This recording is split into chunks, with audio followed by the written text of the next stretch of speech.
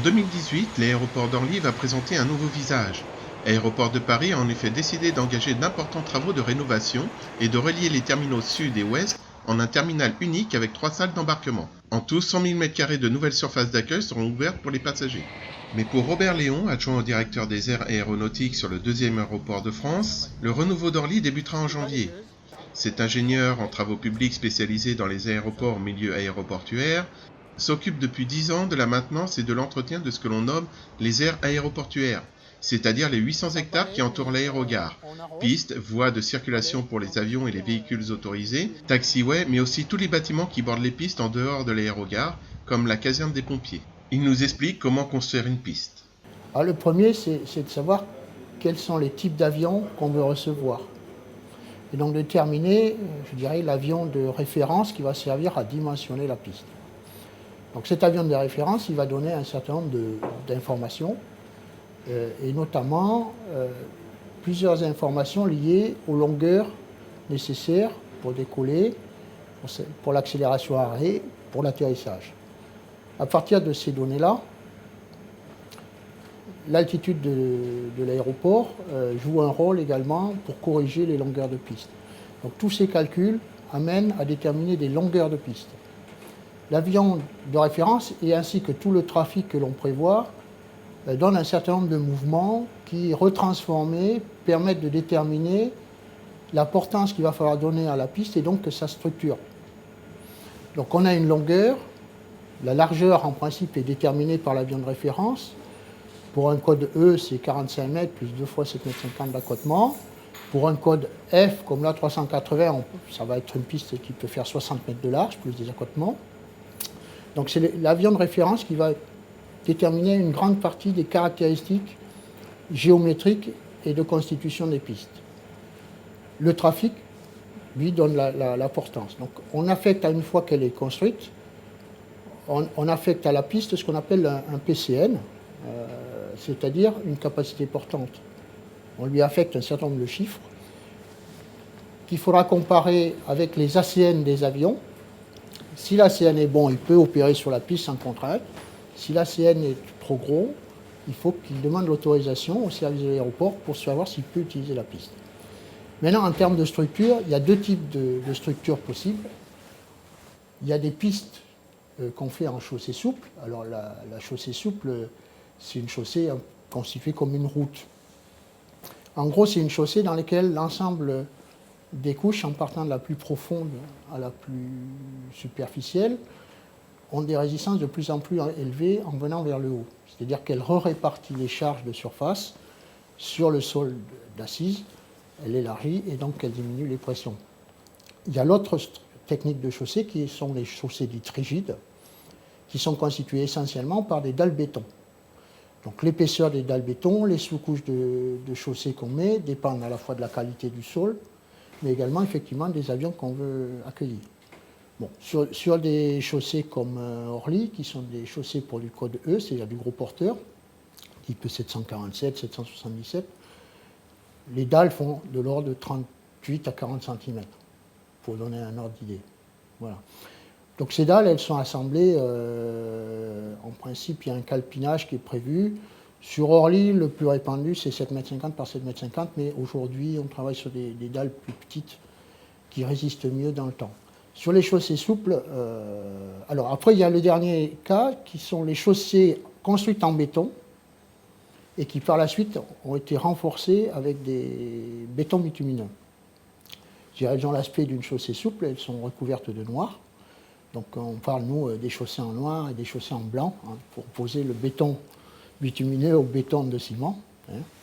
Donc ces chaussées-là sont des chaussées à caractéristiques mixtes, puisqu'elles sont sur des dalles béton, on a posé un revêtement noir. Alors, ça vient des techniques d'entretien de ce type de chaussées.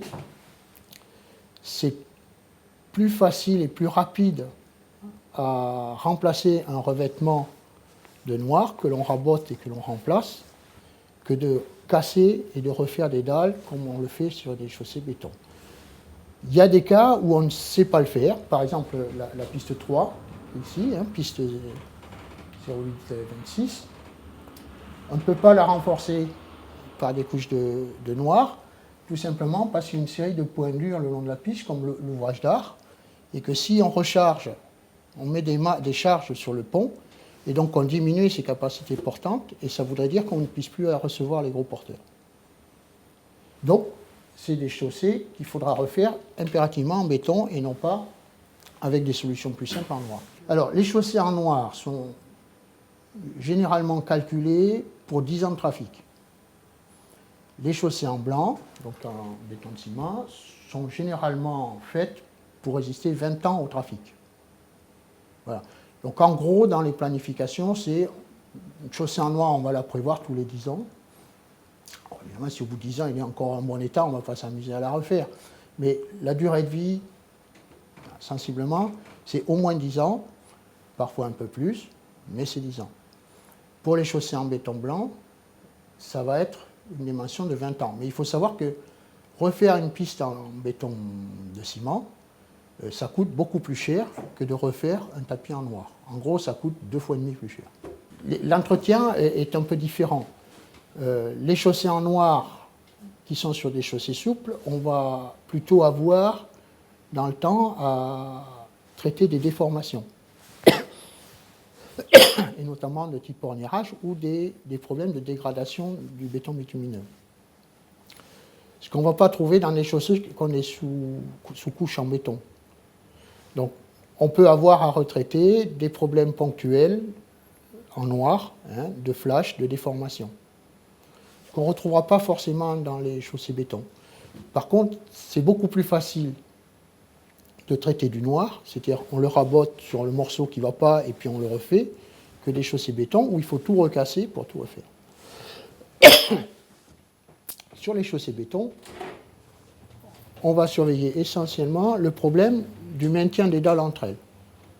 Donc on va avoir régulièrement à refaire des joints, on revient à faire des épaufrures, traiter les dégradations de béton, éventuellement traiter des fissures ou des fracturations par des goujonnages qui viennent renforcer chaque partie des dalles, voire des dalles les unes vis-à-vis des autres, ce qu'on appelle des éléments de répartition de charge. Les ingénieurs qui travaillent au niveau des pistes de rallye et qui s'occupent de la maintenance, leur premier travail, c'est de maintenir la piste opérationnelle et qu'elle soit donc toujours en état de recevoir des avions. Donc pour ça, ils préparent les plans de maintenance, les plans d'entretien, ils font des interventions régulières sur un certain nombre de sujets. On parlait des dégradations, mais on a aussi, par exemple, ce qu'on appelle les opérations de dégommage, où on dégomme très régulièrement. À peu près tous les trimestres, on a une campagne de dégommage sur chacun des seuils privilégiés d'atterrissage. On enlève le noir à l'aide de matériel un peu sophistiqué. Et ces opérations-là sont déclenchées et déterminées sur des mesures de glissance. On mesure la glissance fonctionnelle des pistes tous les trimestres. Voilà.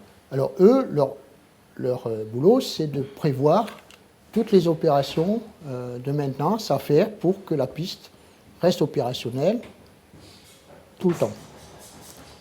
La deuxième mission et objectif qu'ils ont, c'est de faire en sorte que les opérations qu'ils ont à mener soient le plus transparentes possible vis-à-vis de l'exploitation. C'est-à-dire qu'ils doivent entretenir les pistes uniquement, je dirais, presque lorsqu'elles ne sont pas utilisées. Ce qui laisse des marges très courtes. Et donc, c'est plutôt, je dirais, que les opérations de maintenance sont plutôt des raids, où il faut faire dans un temps très limité beaucoup de choses. C'est à l'ingénieur d'organiser tout ça, de prévoir les opérations, de bien les dimensionner pour qu'elles puissent commencer à l'heure, mais aussi terminer à l'heure, puisqu'on ne peut pas ouvrir une piste avec une heure de retard. Ce n'est pas admissible. Donc il faut qu'à tout moment, les opérations prévues de la nuit puissent se faire et que les pistes réouvrent à l'heure. Alors, pour les pistes, il y a assez peu de gens finalement sur les seules pistes. On a une entité qui s'occupe de la maintenance des infrastructures de pistes, qui a également en charge tout ce qui sont les ouvrages d'art aéronautiques, donc tout ce qui sont les infrastructures aéronautiques. Et de la même manière, on a aussi un ingénieur qui s'occupe de toutes les parties, je dirais, de balisage. Donc c'est ces deux ingénieurs qui s'occupent spécifiquement des pistes. C'est-à-dire les opérations de balisage? Alors, le balisage lumineux des pistes, et puis des voies de circulation, et puis d'une façon générale, toute la signalisation lumineuse nécessaire aux avions, est en charge d'une activité au niveau de l'aéroport qui s'appelle le balisage. Ce balisage, il a en charge tout le maintien opérationnel, comme pour les pistes, le maintien opérationnel du balisage. Il faut savoir que tous les jours, on déclare à la navigation aérienne la conformité du balisage pour 24 heures. Et ceci, ça se répète tous les jours. Tous les jours, il y a un contrôle quotidien de la conformité. Tous les jours, on opère des opérations de maintenance, remplacement de feu, etc., plus un certain nombre d'opérations programmées de maintenance, voire à ce qu'on appelle aussi la maintenance systématique. C'est-à-dire qu'à partir du moment où, par exemple, toute une fonction d'une piste arrive un peu en limite, on va remplacer toute la fonction. C'est-à-dire que, par exemple, on va prendre un axial de piste. Sur une nuit, on va avoir préparé les feux pour faire le premier tiers de piste. Donc, les feux sont aussi de plusieurs couleurs. Donc, tout est préparé de manière à ce que chaque feu arrive au bon moment, dans la bonne codification de couleurs, etc. C'est un véhicule spécial qui fait ça. Et il récupère les anciens. Dans la journée, les anciens feux sont remis en état, reconditionnés, pour faire le deuxième tiers. La deuxième nuit, on fait le deuxième tiers et on va jusqu'au troisième tiers de la même manière. Et donc, à la fin de la troisième nuit, on a un axial neuf.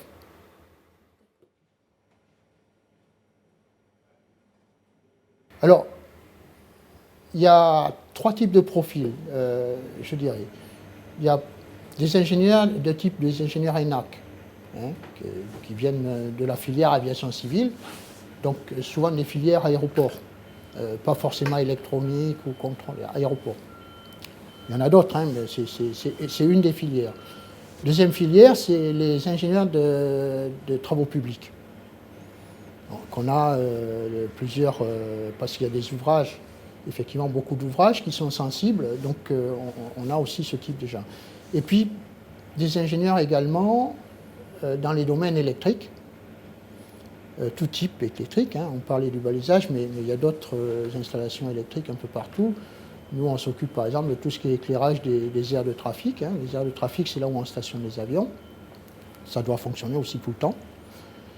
Et ça, c'est en termes d'exploitation, de maintenance et d'entretien. Après, il y a tout ce qu'il y a l'ingénierie, où là, on retrouve toutes des tonnes de corps d'État. Puisqu'on a aussi des ingénieurs, tout corps d'État en bâtiment, mais on a des ingénieurs plus spécialisés en thermique, en électricité, en structure, en seconde œuvre, dans tous les domaines. Alors, la spécificité, il vient essentiellement de l'environnement aéroportuaire qui est très particulier. D'abord, il est très contraint par une exploitation qui doit continuer tout le temps. Et donc, toutes les opérations qu'on peut faire, que ce soit en termes de maintenance ou même de travaux neufs, doit tenir compte de ce fait et doit, le plus possible, s'effacer devant l'exploitation.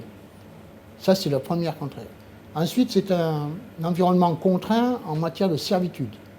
Il y a énormément de servitudes, et notamment des servitudes de dégagement, donc, qui limitent les volumes d'intervention, ou des servitudes radioélectriques, qui limitent un certain nombre également. Et donc, chaque fois qu'on travaille un peu près du noyau central de l'aéroport, on est contraint par toutes ces servitudes. Ça veut dire qu'un certain nombre d'opérations de travaux doivent prévoir, avant d'être lancées, qu'on est dans un domaine contraint, et il faut parfois utiliser des techniques différentes de celles qu'on aurait utilisées ailleurs. Et puis la dernière, c'est la météo, par exemple, parce que selon la configuration où on est, l'utilisation des pistes est différente. Et donc il y a des choses qu'on va pouvoir peut-être faire mieux en face à l'ouest qu'en face à l'est. Donc c'est tout un environnement contraint qu'il faut apprendre, parce que ça ne s'apprend pas dans une école même d'ingénieur, d'électricien ou d'infrastructure, mais qu'on connaît petit à petit avec un peu d'expérience.